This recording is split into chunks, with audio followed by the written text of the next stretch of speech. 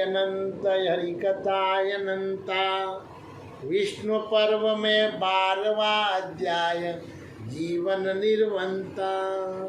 श्री कृष्ण द्वारा काल्य नाग का दमन, उसका समुद्र को प्रस्थान तक गोपों को श्री कृष्ण की महत्ता का अनुभव। वेशवाय जी कहते हैं कि जन्मजय चंचल श्री कृष्ण ने नदी के तट पर पहुंचकर और दृढ़तापूर्वक अपनी कमर कस ली।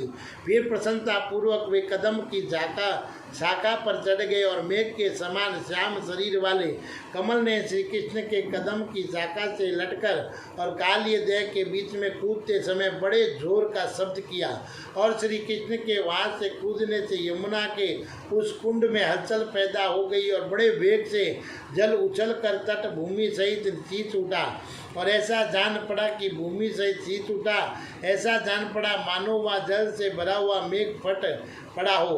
उस शब्द से नागराज विशाल भय सुबद उठा और वह सरब जल से ऊपर को उठा और उस समय उसके नेत्र क्रोध से भरे हुए थे। मेघों की घटा के समान काले रंग वाला वह नागराज कालिया जब कुपित होकर उठा, उस समय उसके नेत्र प्रांत रक्तवर्ण के दिखाई दे रहे थे और उसके 5 मुख थे और उनके उच्छ्वास के साथ आग की लपट उठती थी। उसकी जीभ चंचल गति से लपलपा रही थी और मुख में आग भरी थी। वह 5 भयंकर एवं स्थूल सिर से गिरा रहता था। अपने अग्नि के समान तेजस्वी विशाल शरीर के द्वारा सारे हृदय को पूर्ण करके वह क्रोध से कांपता तथा तेज से जलता हुआ सा प्रतीत होता था। क्रोध से जलते हुए उस सर्प की विश्वाग्नि से काल्य कुंड का जल खोलने सा लगा तथा यमुना का प्रवाह पीछे की ओर लौट पड़ा, मानो वह नदी भयभीत सी होकर पीछे भाग रही थी। और श्री कृष्ण को अपने हृदय में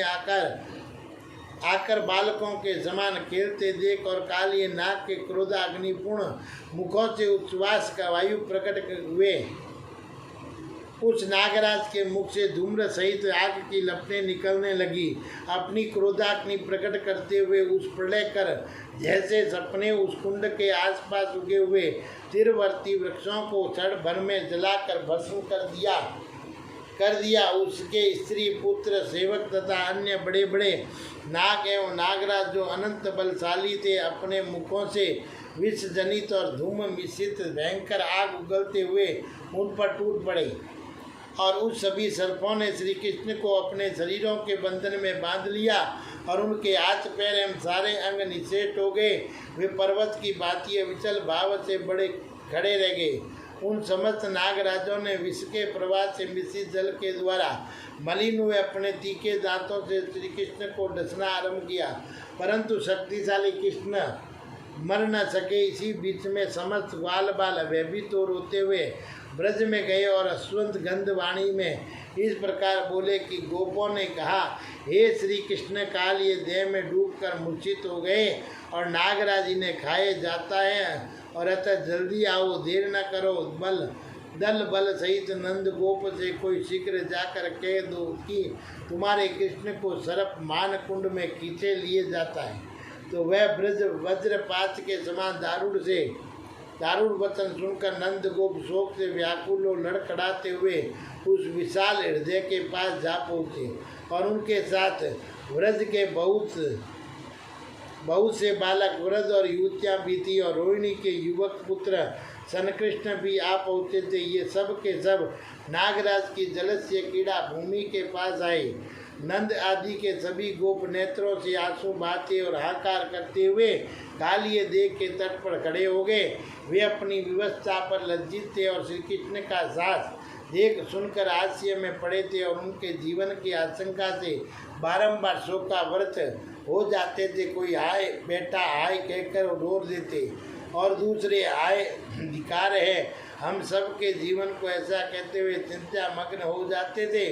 दूसरे लोग अत्यंत दुखित हो आए हम मारे गए ऐसा कहते हुए जोर जोर से रोते थे। और ब्रज की स्त्रियां यशोदा की ओर देख चिल्ला कर और कहती थी, हाय यशोदे, तू बेमौत मारी गई, क्योंकि अपने प्यारे लाला को आज इस नागराज के वंश में पड़ा हुआ देख रही हो।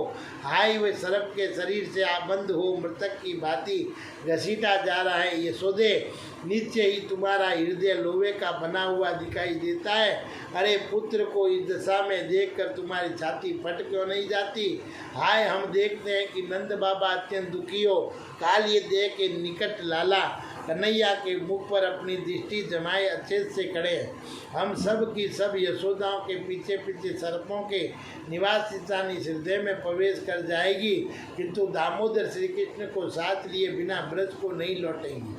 सूर्य के बिना दिन कैसा, चंद्रमा के बिना रात्रि कैसी, और सांड के बिना गोएं क्या, और तथा श्री कृष्ण के बिना व्रज कैसा। बिना बछड़ों की धेनुओं के समान हम श्री कृष्ण के बिना व्रज को नहीं लौटेगी। उन गोपी का व्रजवासियों का तथा नंद बाबा का विलाप और यशोदा जी का करुणापूर्ण रोदन सुनकर श्री कृष्ण के साथ अपने एक भाव और एक शरीर के संबंध को जानने वाले सन कृष्ण, जो वास्तव में एक ही देह के दो भागों में से एक से कुपित हो, अविनाशी श्री कृष्ण से इस प्रकार बोले। गोपों का आनंद बढ़ाने वाले महाभाव श्री कृष्ण कृष्णा विषि जिसका अस्त्र शस्त्र है, उस सर्पराज का अब शीघ्र दमन करो। और तात प्रभु, ये हमारे समस्त बंधु बांधवों तुमसे मानव बुद्धि ही रखते हैं और तुम्हें मनुष्य मानकर ही करुणाजनक विलाप करते हैं। रोहिणी नंदन श्रीकृष्ण का ये सांकेतिक वचन सुनकर श्री कृष्ण ने सर्पों के उस बंधन को तोड़ डाला और पराक्रम दिखाते हुए अपनी बाहों पर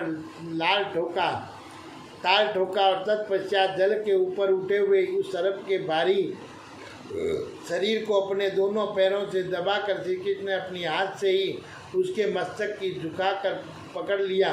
फिर श्री कृष्ण सहसा उसके पिछले विशाल सिर पर चढ़ गए और उस पर खड़े हो नृत्य करने लगे।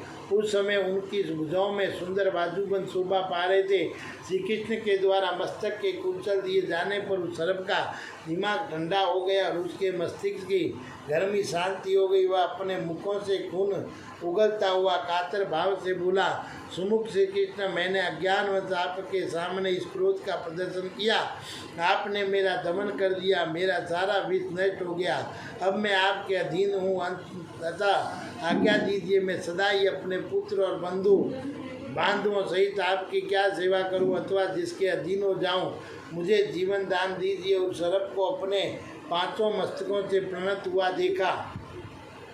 भगवान गरुड़ ध्वज ने क्रोध न करके नागराज कालिय से इस प्रकार कहा, ओ सर्प, मैं तुम्हें इस यमुना के जल में नहीं रहने दूंगा। तुम अपनी पत्नी तथा भाऊ बंधुओं के साथ समुद्र के जल में चले जाओ। अब फिर वहाँ इस स्थान पर या जल में यदि कोई भी सर्प दिखाई देगा तो वह तुम्हारा भृत्य हो जाएगा और पुत्र मेरे हाथ से शीघ्र मार डाला जाएगा। इस जल की शुद्धि हो जाए, ये लोगों के लिए मंगलकारी हो, इसलिए तुम महासागर में चले जाओ। यहाँ रहने पर भी तुम्हारे जीवन का अंतकरण देने वाले महान दोष प्राप्त होगा। सर्प समुद्र में रहने समय भी तुम्हारे पांचों मस्तकों पर मेरे चरण चिन्ह देखकर सर्पों के शत्रु गरुड़, नागप्रभा, कालिया भगवान श्री कृष्ण के दोनों चरणों में मस्तक झुकाकर गोपों के देखते देखते उस कुंड से अदृश्य हो गया। और जब वह सर्प हार मान कर चला गया और श्री कृष्ण जल से निकलकर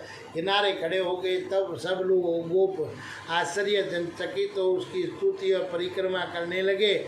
समस्त वनचारी गोपों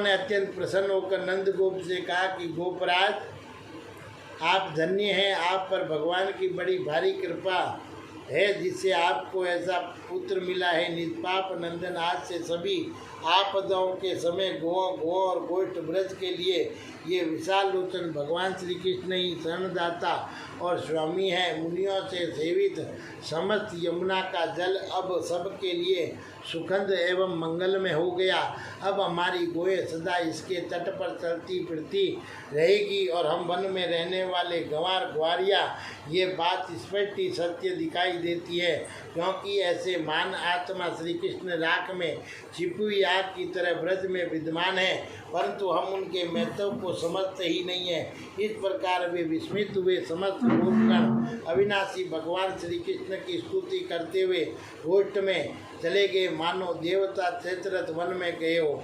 बोलिए श्री कृष्ण भगवान की जय।